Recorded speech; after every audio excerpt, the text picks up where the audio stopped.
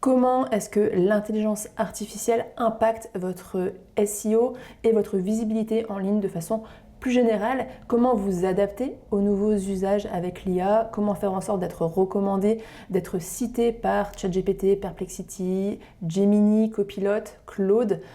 Qu'est-ce qui change? Est-ce que ça sert encore à quelque chose de faire du SEO, d'optimiser votre site de façon plus classique?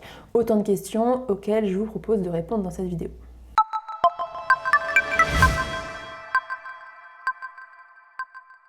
Il n'est plus possible aujourd'hui de faire l'impasse sur tous les moteurs de recherche IA lorsqu'on parle de référencement et de visibilité en ligne. On a énormément de questions sur ChatGPT, sur comment faire pour remonter, pour être proposé par ChatGPT, sur les optimisations du site internet, est-ce que ça vaut encore le coup ou non?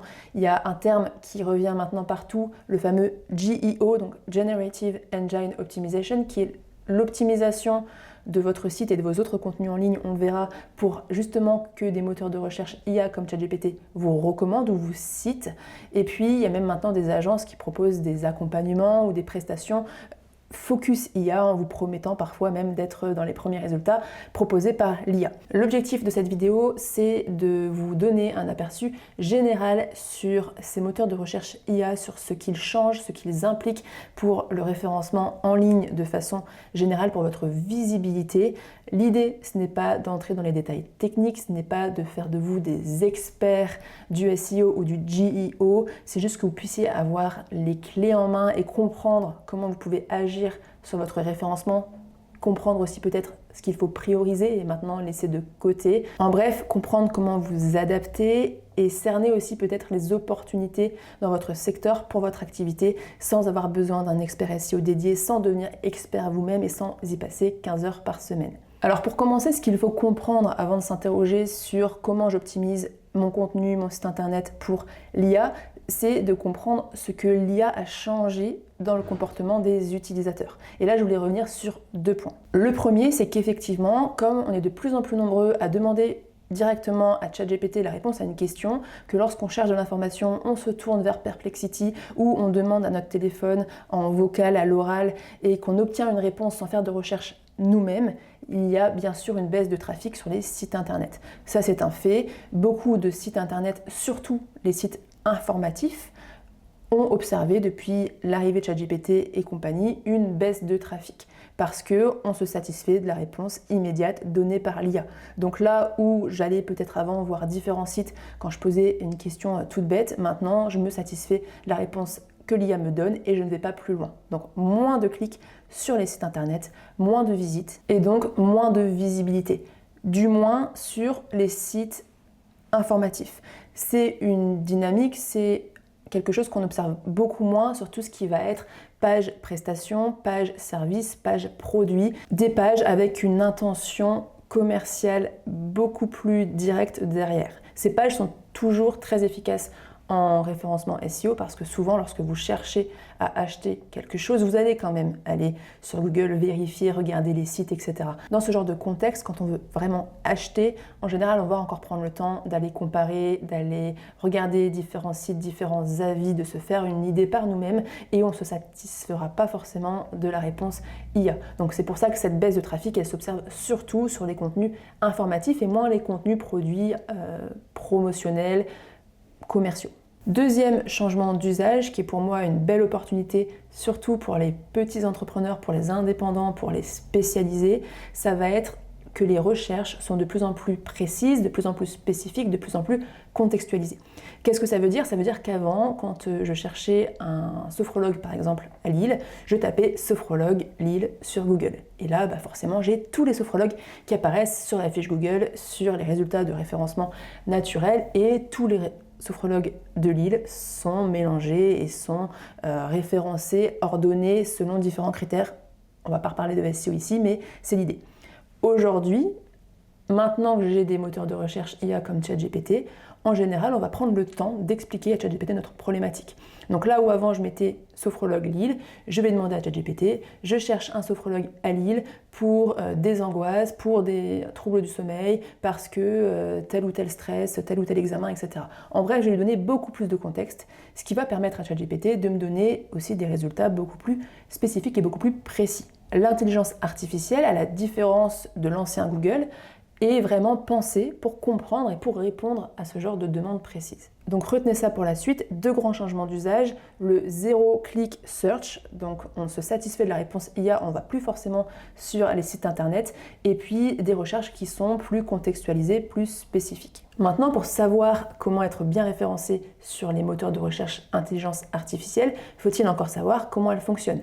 Qu'est-ce qui fait qu'elles vont choisir un contenu plutôt qu'un autre, un site plutôt qu'un autre, une entreprise, une marque plutôt qu'une autre? Pour comprendre ça, je vous propose de revenir sur 3 points fondamentaux. Le premier étant que l'intelligence artificielle, ces moteurs de recherche IA, ne créent absolument rien. Elles utilisent uniquement ce qui existe déjà sur Internet.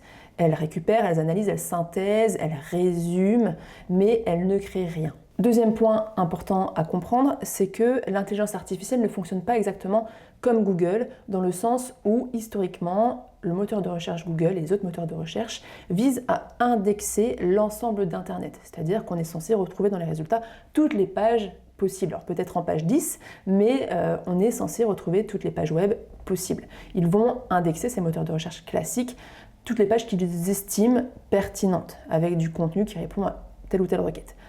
L'IA fonctionne un petit peu différemment, puisqu'elle va uniquement utiliser 5, 6, 7 sources, en tout cas un nombre de sources limité pour fournir une réponse. En général, sur un même site, l'IA va se concentrer sur un certain nombre de pages et va pas forcément s'intéresser à toutes les pages du site, ce qui fait que certaines pages d'un site deviennent plus importantes que d'autres. C'était déjà le cas en soi avec le référencement SEO classique, mais ici on est vraiment sur une sélection qui va être encore plus maigre. Troisième point essentiel, c'est peut-être le plus important, c'est de comprendre que l'intelligence artificielle, elle ne se nourrit pas uniquement de sites internet, elle se nourrit de toute votre présence en ligne. Donc ça peut être votre site, ça va être votre fiche Google, mais ça va aussi être vos réseaux sociaux, que ce soit LinkedIn, Instagram, YouTube, TikTok.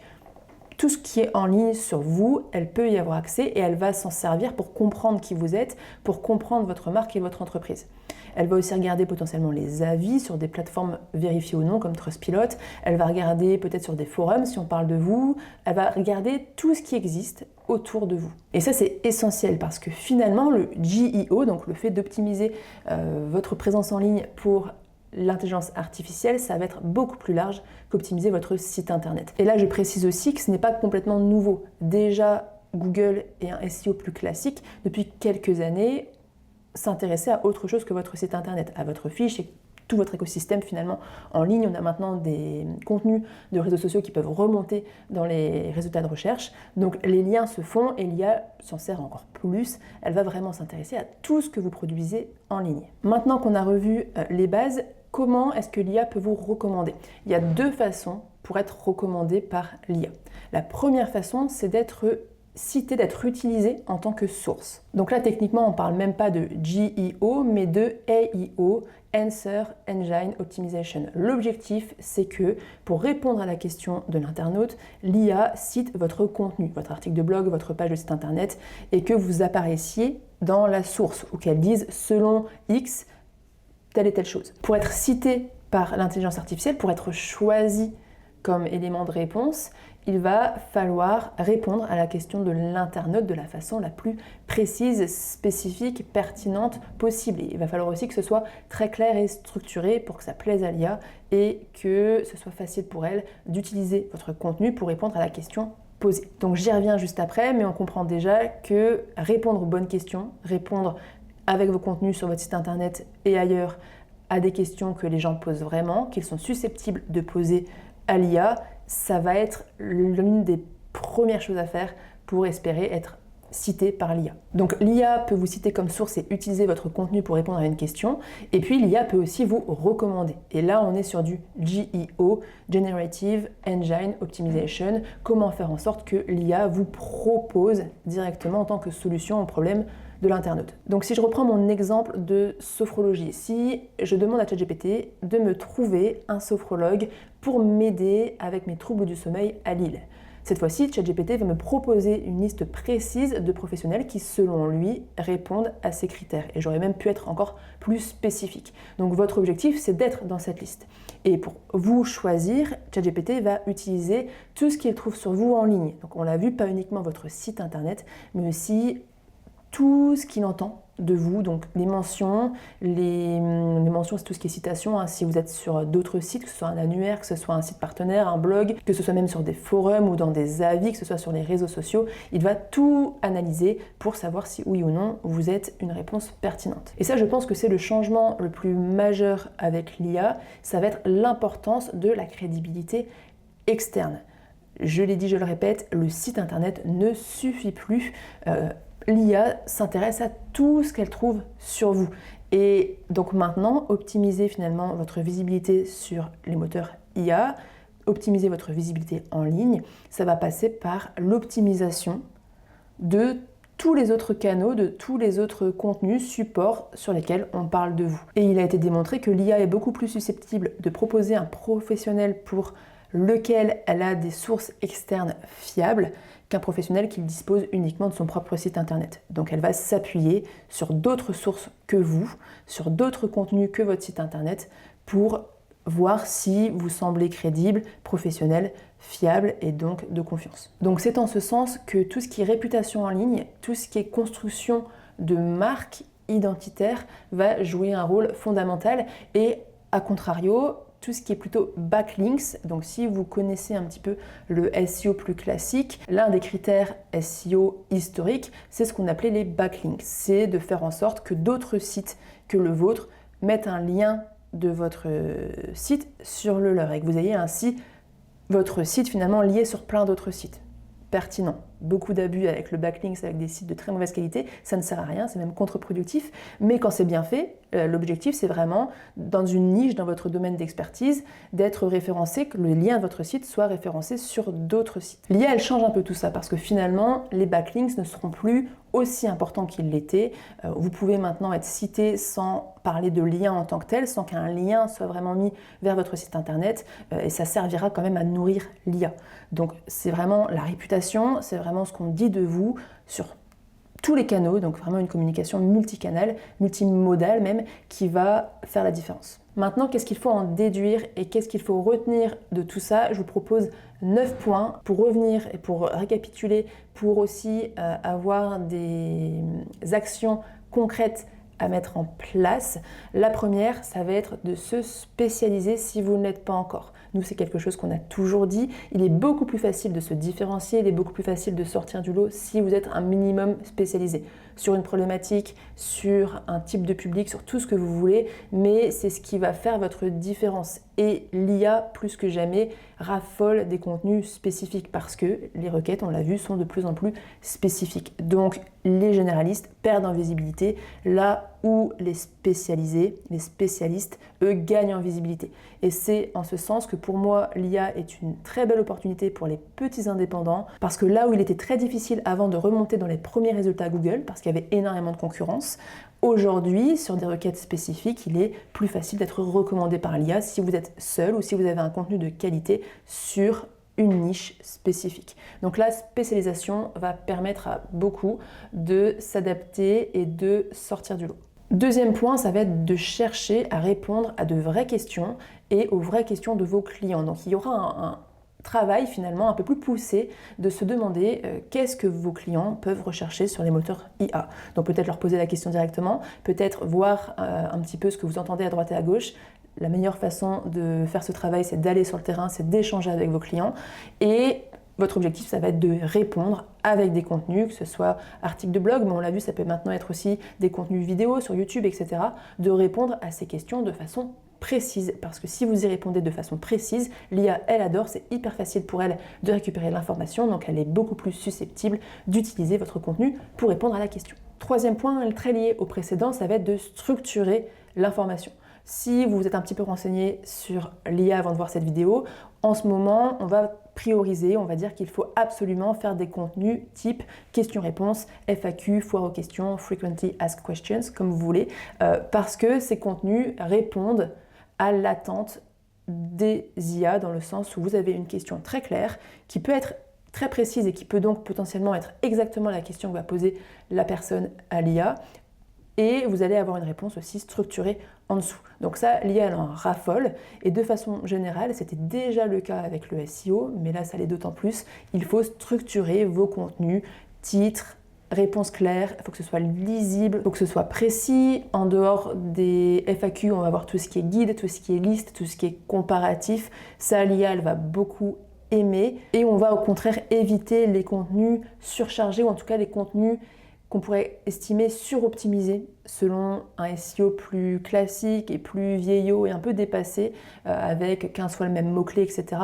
L'IA est beaucoup plus intelligente que ça, elle comprend le champ sémantique, elle comprend les liens, elle n'a plus besoin de méthodes un peu barbares où je vais venir répéter 15 fois le même mot-clé en espérant que ça me permette de remonter mieux qu'un concurrent. C'est plus forcément le cas. Mon quatrième point, lié au fait que l'IA n'utilise plus uniquement votre site, c'est de maîtriser finalement tout ce qui est dit sur vous ailleurs que sur votre site. Donc si vous avez un compte Trustpilot avec des avis, ou si vous avez simplement votre fiche Google, les avis Google, que vous avez des réseaux sociaux, etc. Tout ça, il faut que ce soit cohérent avec votre image de marque. Il faut que ce soit cohérent aussi dans le sens où on doit trouver les mêmes informations partout. Si vous dites quelque chose sur votre site internet et autre chose sur vos réseaux sociaux, ça risque de poser problème. Donc il faut vraiment une cohérence multimodale et il faut que tous vos contenus soient aussi fiables et crédibles les uns que les autres. Donc par exemple, conseil assez simple, vous avez une entreprise, une activité, ayez une page entreprise activité sur LinkedIn en dehors de votre profil personnel parce que cette page entreprise, elle va nourrir aussi l'IA et elle va servir votre crédibilité, votre fiabilité. Donc ça peut être une page LinkedIn, si vous avez un annuaire sectoriel, donc spécialisé dans votre domaine, ça peut être aussi une page sur cet annuaire-ci ou sur cette plateforme-ci. En gros, faites en sorte d'avoir des contenus qui soient toujours cohérents et qui soient riches et d'être au bon endroit pour que l'IA ait d'autres sources que votre site internet à utiliser pour comprendre qui vous êtes et pour vous référencer. Cinquième point, très lié au précédent, ça va être de développer des partenariats, de créer des contenus, de co-créer des contenus avec d'autres professionnels, de créer du contenu sur les plateformes sociales, parce que finalement, ce sont toutes ces mentions, encore une fois, qui vont nourrir l'IA et vous avez tout intérêt à développer votre visibilité en dehors de votre site personnel. Articles invités, partenariats, interviews sur YouTube, contenu croisé sur les réseaux sociaux, tout ce que vous voulez, peut-être aussi apparition dans une presse locale. Il y a plein de possibilités, tout dépend aussi de votre spécialisation, de votre activité, de votre métier, mais essayez de réfléchir plus grand et de sortir un petit peu de votre site et même de vos propres contenus finalement. Sixième point, et vous voyez que tous ces points ils sont interliés, ils sont très très liés entre eux, ça va être de vraiment construire une identité de marque. Donc ça passe par tout ce que j'ai dit avant, avoir votre site internet certes, mais aussi d'autres canaux, avoir une présence par ailleurs, avoir d'autres types de contenus, être cité par d'autres professionnels et surtout que l'IA puisse comprendre votre activité en tant que marque, pas uniquement avec un service, avec un produit, mais qui vous êtes en tant que marque, en tant que professionnel, en tant qu'entreprise, parce qu'elle a besoin de mieux comprendre qui vous êtes toujours pour s'assurer de votre fiabilité et pour mieux cerner finalement à qui vous allez être une bonne réponse. Dans le sens où il est pour moi essentiel d'avoir par exemple une page à propos. Donc une page à propos, c'est expliquer en quelque sorte l'histoire de votre entreprise, ou du moins votre parcours, ou ce qui vous a amené là, ou quelle est votre mission, votre vision, on dit aussi en marketing, que l'IA comprenne l'essence de votre activité. Au-delà de, très concrètement, ce que vous faites, c'est aussi qui vous êtes. Et ça va aussi passer par les témoignages, par les retours d'expérience client, par les études de cas, et puis surtout par des contenus originaux qu'on ne retrouve pas ailleurs, qui sont vraiment les vôtres. Ce qui m'amène directement à mon 8e point, ça va vraiment être de privilégier, de créer vos propres contenus. L'un des risques les plus importants, selon moi, qu'on voit avec l'IA, c'est l'uniformisation des contenus. C'est-à-dire que si vous utilisez l'IA pour créer vos contenus, je dis bien pour créer vos contenus, pas pour vous assister dans la création de vos contenus, ça serait bête de ne pas le faire, mais vraiment que vous disiez que l'IA fait tout le travail, et que vous nourrissez vos propres contenus, donc votre site internet, vos blogs, vos réseaux sociaux, tout ce que vous voulez, avec un contenu 100% généré par IA. Qu'est-ce qui se passe? On a vu au tout début que l'IA, elle utilise uniquement ce qui existe sur internet pour répondre à votre question. Donc logiquement, un contenu créé 100% par IA, il existe déjà sur internet, il ne va rien apporter de nouveau, parce qu'elle ne fait que synthétiser ce qui existe déjà. Pourquoi ensuite l'IA proposerait à l'utilisateur un contenu, donc votre contenu, si les informations existent déjà par ailleurs? Est-ce que c'est clair? Je ne sais pas, mais l'idée c'est de dire qu'en fait ça n'a aucun intérêt de créer du contenu qui est déjà en ligne et qui a déjà été créé par d'autres, parce que l'IA continuera à proposer ce contenu créé par d'autres. Il y a aussi ici un facteur temps à comprendre, c'est quand même les premiers arrivés souvent qui vont être les mieux servis. Donc lorsque l'IA a compris que vous aviez un contenu de qualité, un contenu original, unique, précis sur un sujet, et qu'elle vous choisit, normalement vous êtes bien logé. Et à moins qu'il y ait vraiment un très bon concurrent qui débarque et qui vous vole toute la place, c'est difficile. Vous pourriez rester dans les petits papiers en quelque sorte de l'IA pendant très longtemps.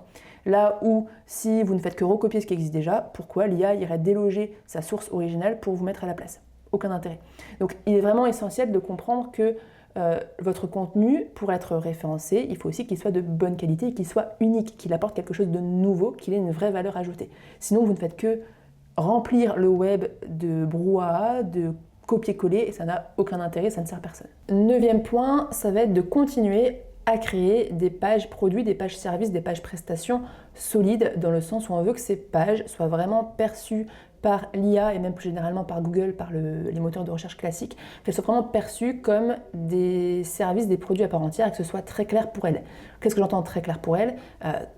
Tarification transparente, détail de l'offre, à qui ça s'adresse, pour qui, pourquoi, bénéfices, les modalités, comment ça se passe. Voilà, autant de détails qui permettent à l'IA et au moteur de recherche de comprendre quel est exactement votre produit, votre offre. Et on y ajoute tout le pan fiabilité, crédibilité, preuve sociale, témoignages, potentiellement études de cas si c'est pertinent, avis, retour d'expérience, etc., etc.